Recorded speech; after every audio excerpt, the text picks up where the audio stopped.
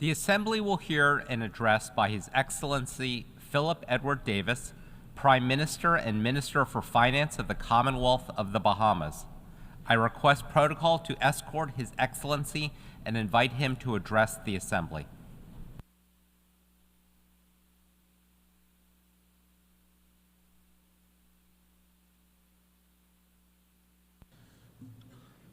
Mr. President, Mr. Secretary General, Your Excellencies, I wish to congratulate Ambassador Yang on the accession to the presidency of the General Assembly for this year coming, and give my best wishes to outgoing Ambassador Francis for leading us in the last year. Over the past 3 years, the Bahamas has been pleading with member states to engage in urgent action in respect of climate change. Along with other small island developing states, we have highlighted our vulnerabilities and our predicament. We have told you what we know, shared our experiences from the front line, described what we are doing to address the various issues, and warned how our yesterdays are becoming your tomorrows. There's been some welcome progress, but it falls far, far short of what is needed. And now we all have to live with the reality of a climate crisis that has pushed our planet past the critical threshold of 1.5 degrees Celsius for an entire year. At this very moment, the new harsh reality manifests in hurricanes and heat, fire and floods. Member states can somehow quickly find eye-watering sums of money for bullets and bombs, but only rattle small change in their pockets when it comes to financing the costs of loss and damage, repair and recovery, so desperately needed to adapt to the new climate reality. Why? Why do members persist in ignoring the biggest threat of our lives? The easy answer would be to say that you just don't care. But I cannot accept that. To do so would be to accept a view of humanity which is at odds with my faith and lived experience of humanity. But we in the Bahamas clearly see that lack of determined, committed action as a series of misguided short-term choices and priorities. We can choose differently. We can choose better. We can act to address real, consequential priorities that are already impacting the lives of every single one of us, and will continue to impact the lives of our children and their grandchildren for generations to come. The irony is that generations before us did not have an established forum such as this, a place to come together as a whole world to work together for the common good. The genocidal crisis of the Second World War gave birth to the United Nations, and the ensuing wars of independence and regional conflicts means that we have in place the structure for real, effective action.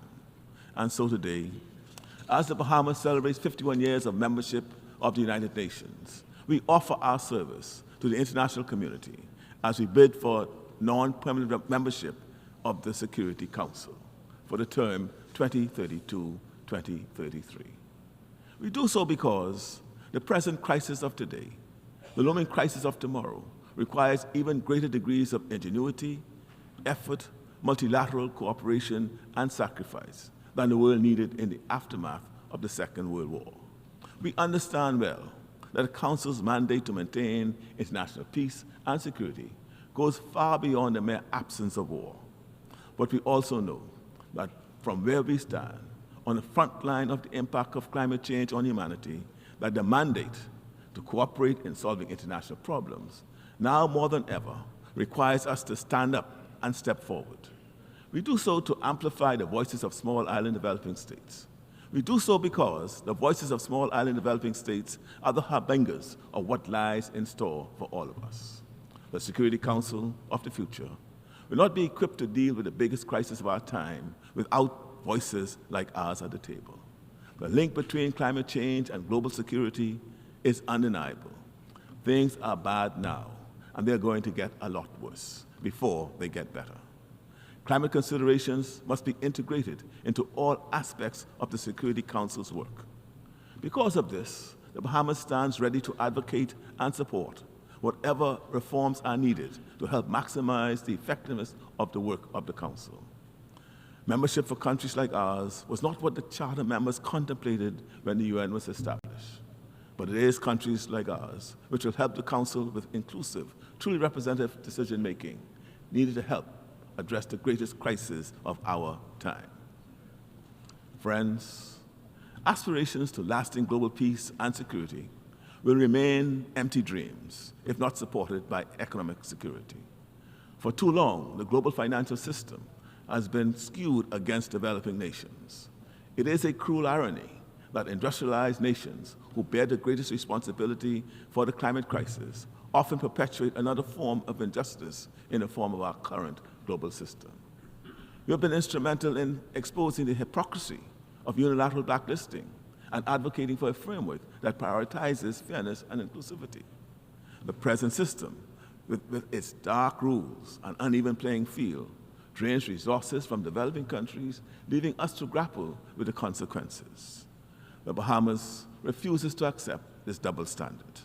We are raising our voice to demand a fairer and more equitable international framework, one where the voices of all countries, regardless of population or GDP, are heard and respected. The Bahamas will continue to be a leading voice in championing this issue for as long as we need to do so, no matter how lonely or how long the journey may take.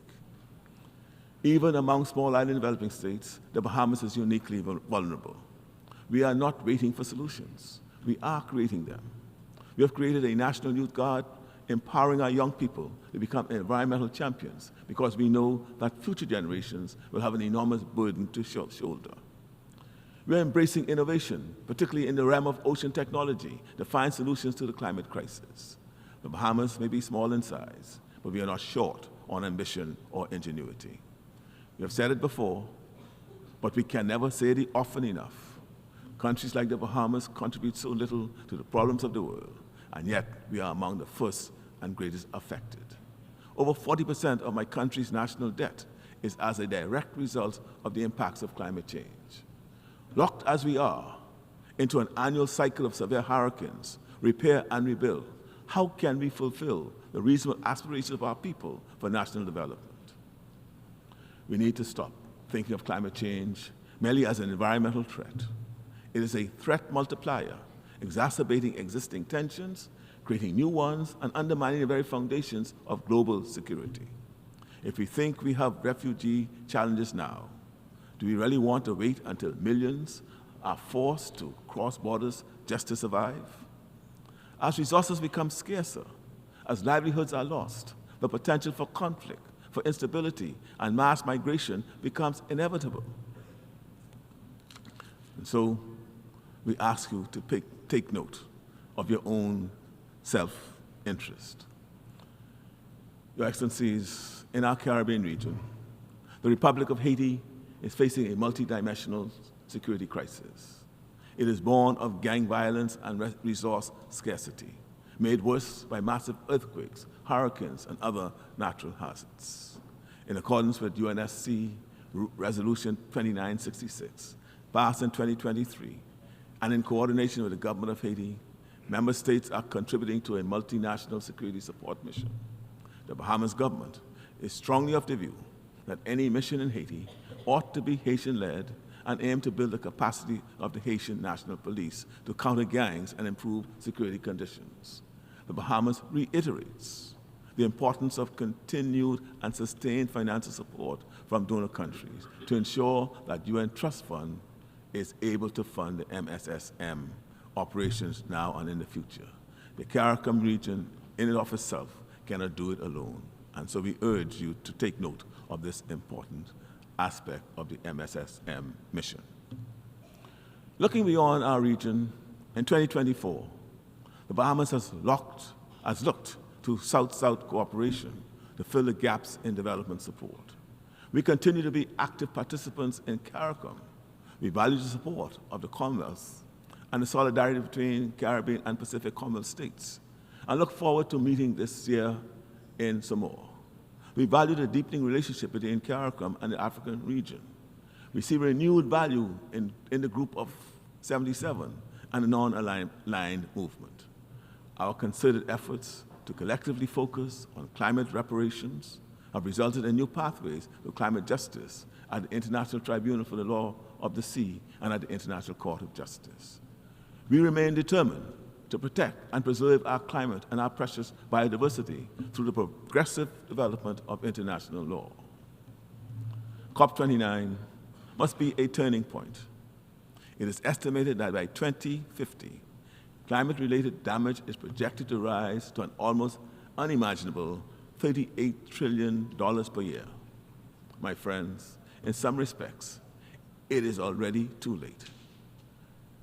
Where we are is not good enough, but there's still time just enough if we act and act now. Let's revitalize the stalled negotiations on a new collective quantified goal on climate finance. We cannot afford another year of inaction. Developed nations must step up, not just with words, but with enforceable, concrete commitments that reflect the scale and urgency of the crisis. While global military expenditure soared to an unprecedented $2.4 trillion last year, the Loss and Damage Fund, painstakingly established at COP28, has secured a mere $800 in pledges. This is a drop in the ocean compared to the trillions needed to address the escalating costs of the negative impacts of climate change. This is not just an issue of funding, it is fundamentally an issue of sustainability and survival. Without it, peace and security mean nothing. The Loss and Damage Fund must be fully operationalized. This is about responsibility, accountability, and building a future where those who have polluted the most contribute the most to cleaning up the mess.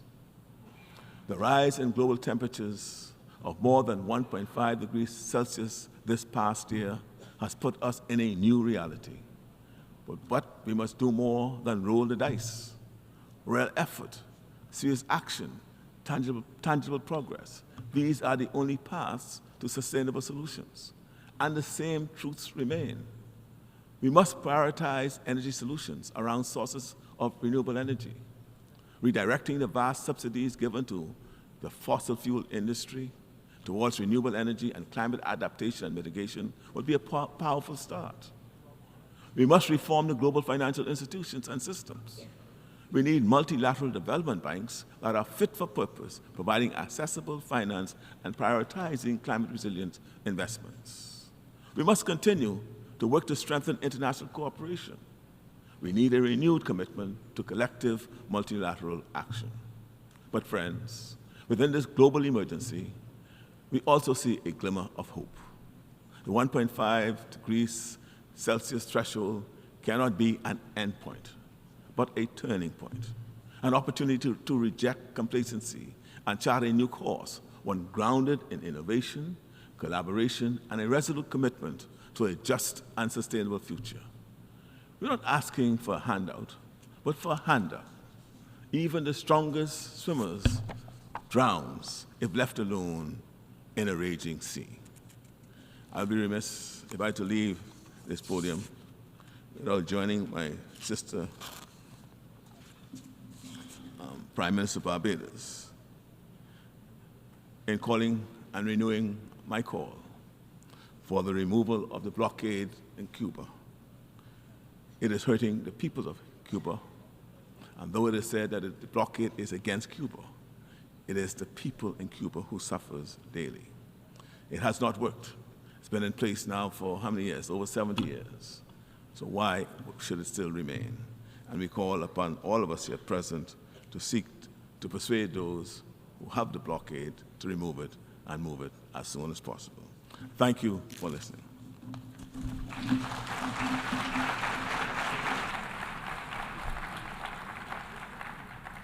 On behalf of the Assembly, I wish to thank the Prime Minister and Minister for Finance of the Commonwealth of the Bahamas.